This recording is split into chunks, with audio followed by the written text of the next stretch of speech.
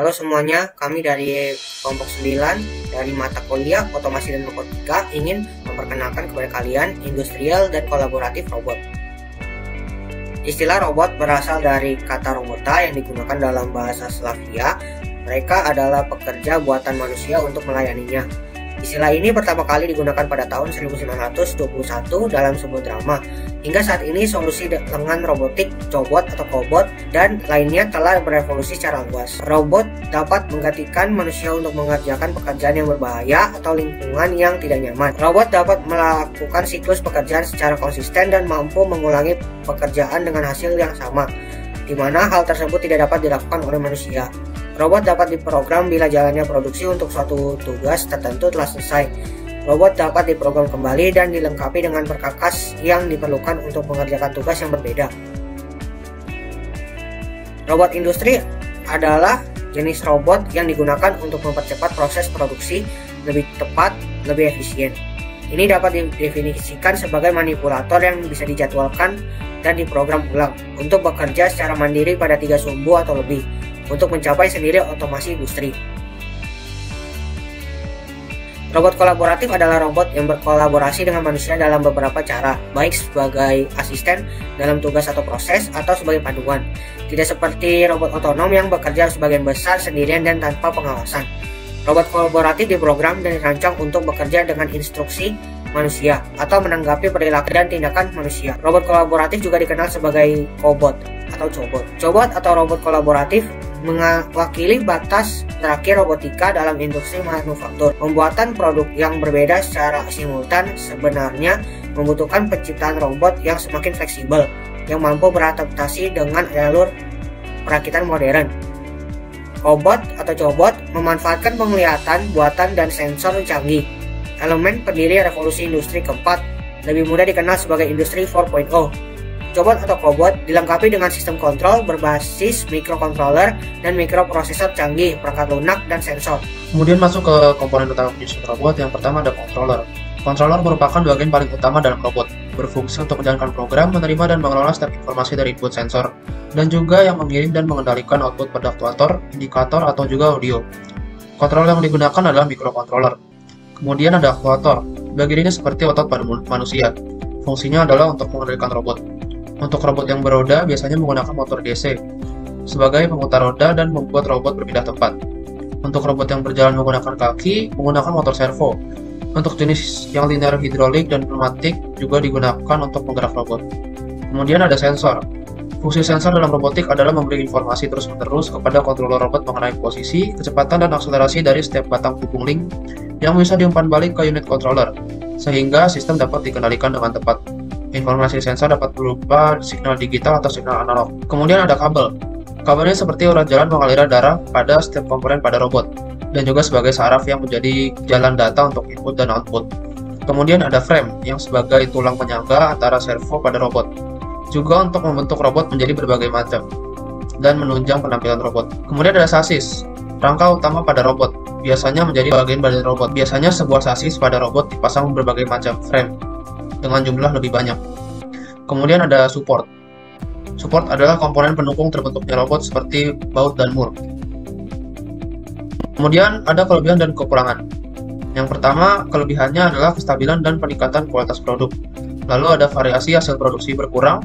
Kemudian jam kerja mendekati 24 jam per hari. Kemudian dikurangi waktu penggantian kerja. Lalu mengatasi masalah kurangnya tenaga terampil, tidak bekerja secara monoton, penghematan sumber daya, material dan suku cadang, tidak perlu pendingin, pemanas, dan penerangan ruangan. Kekurangannya adalah membutuhkan biaya awal yang sangat besar. Kemudian berkurangnya lapangan pekerjaan sehingga terjadi pengangguran. Lalu tenaga manusia sudah tidak diperlukan lagi karena sudah digantikan oleh robot. Kemudian menumbuhkan sifat malas terhadap manusia karena semua sudah ditangani oleh robot. Oke, ini adalah beberapa contoh aplikasi robot dalam industri ya. Yang pertama itu adalah penanganan material atau material handling. Jadi material handling ini merupakan salah satu aplikasi yang paling banyak digunakan ya. Ini ya sesuai dengan namanya saja, ini digunakan untuk memindahkan barang dari satu lokasi ke lokasi lainnya. Contohnya aja pada conveyor yang berjalan itu kan ada beberapa detik barang yang keluar gitu. Jadi robot ini dia terus mengambil barang dari konveyor terus dipindah ke tempat lain gitu. Namun bisa juga tidak menggunakan robot, tapi mungkin dengan manusia bisa terjadi kesalahan atau keterlambatan ya. Jadi barangnya bisa menumpuk. Terus yang kedua itu ada palletizing itu. Palletizing itu dia juga memindahkan barang, namun robot yang memindah tersebut tidak berpindah, dia diam di satu tempat. Base manipulatornya itu kaku, jadi dia nggak bisa tempat gitu, bisa tertanam pada lantai. Selanjutnya ada line tracking itu ya. Line tracking itu dia berbeda dengan palletizing, tapi dia memiliki base manipulator, jadi yang mengakibatkan dia dapat bergerak itu. Base manipulator ini bisa dapat berupa rel atau roda ya. Lanjut ada untuk pengelasan. Pengelasan ini yang digunakan banyak juga dalam industri. Dia menggunakan koordinat artikulasi 6 sumbu. Terus ada beberapa jenisnya itu seperti contoh las busur dan las titik. Lalu pengecatan. Jadi contoh misalnya dari pabrik besinya, sebelum penjualan kan dia harus dicat dahulu sebelum sebagai tanda finishing gitu lah ya. Namun kalau tidak ingin menggunakan robot maka dapat menggunakan secara manual ya, kita cocok dengan tenaga manusia. Lanjut itu ada perakitan. Jadi ada perakitan menggunakan baut, mur, sekrup ataupun keling. Jadi dalam melaksanakan tugasnya, komponen yang akan dirakit harus dilokasikan pada sekitar robot biar mudah untuk mengerjakannya. Aplikasi robot kolaboratif sedikit berbeda daripada robot industri. Yang pertama ada pengemasan. Pengemasan itu seperti mengemas case, material dan komponen-komponen, dan nanti disusun menjadi produk dan wadah. Dan kedua ada tes dan inspeksi. Tes dan inspeksi ini menggunakan kamera multipoint dan nanti hasilnya diproses tanpa kesalahan. Yang ketiga untuk memuat barang, seperti memindahkan suku cadang dari meja ke kotak, konveyor, perlengkapan dan lain-lainnya.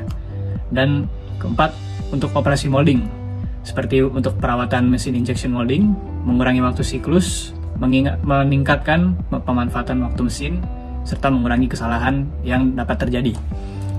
Yang kelima ada fabrikasi logam, yaitu untuk merawat mesin rem tekan, meningkatkan keselamatan pekerja, dan juga meningkatkan produktivitas serta meningkatkan kualitas produksi. Lalu yang keenam untuk CNC machining, seperti untuk membongkar atau memuat mesin NC, mendukung waktu siklus yang bervariasi dan operasi penyelesaian, meningkatkan waktu kerja dan menurunkan tingkat scrap. Dan yang terakhir ada untuk pengendalian PCB seperti merawat papan sirkuit, memindahkan dan memanipulasi komponen halus sepanjang proses.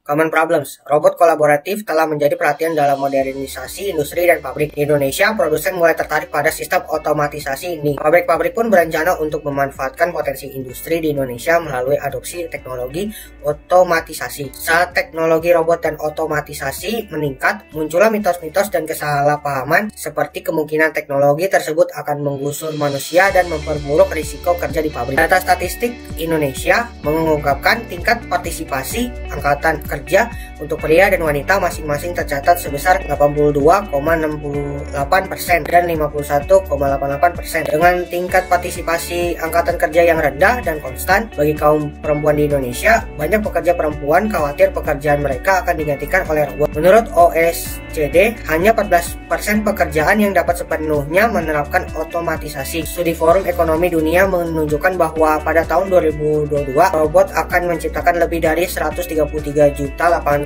pekerjaan secara global. Solution advantage. Tidak akan ada mesin yang bisa menggantikan ketangkasan, pemikiran kritis, pengambilan keputusan, dan kreativitas manusia. Ketika Indonesia tengah bergerak menuju otomatisasi, produksi pun akan meningkat dan lebih banyak lapangan pekerjaan bisa diciptakan. Baik pria maupun wanita di Indonesia tidak perlu khawatir robot akan menggusur pekerjaan manusia. Adapun perusahaan dapat menggunakan robot untuk tugas yang paling sederhana sekalipun. Robot dapat digunakan untuk proses berulang-ulang, manual, ataupun berpotensi berat bagi pekerja-pekerja manusia, seperti memilih dan menempatkan barang, pengemasan, memasang sekrup, perekatan, pembuangan, dan pengelasan.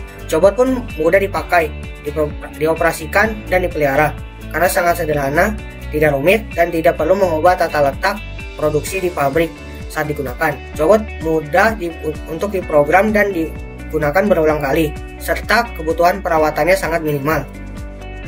Penggunaan robot dalam industri saat ini sudah menjadi kebutuhan karena kebutuhan produksi yang tinggi dan juga tuntutan kualitas dari masyarakat terhadap produk yang dihasilkan. Meskipun robot sudah menjadi kebutuhan bagi mayoritas industri, tidak akan ada mesin yang bisa menggantikan ketangkasan pemikiran kritis, pengambilan keputusan, dan kreativitas dari manusia. Dengan adanya cobot, lapangan pekerjaan akan semakin banyak karena manusia semakin dibutuhkan untuk berkolaborasi dengan robot dalam satu pekerjaan. Cobot pun mudah dipakai, dioperasikan, dan dipelihara karena sangat sederhana, tidak rumit, dan tidak perlu mengubah tata letak produksi di pabrik saat digunakan. Cobot mudah untuk diprogram dan digunakan berulang kali, serta kebutuhan perawatannya yang sangat minimal. Selain itu, cobot mampu membebaskan para pekerja dari tugas-tugas beresiko tinggi seperti menyolder dan memisahkan bagian PCB yang dipotong, yang mengeluarkan asap dan partikel debu yang berbahaya. Otomasi dan manusia diyakini akan berlanjut dengan baik dan aman dengan menggunakan robot kolaboratif yang mudah untuk digunakan.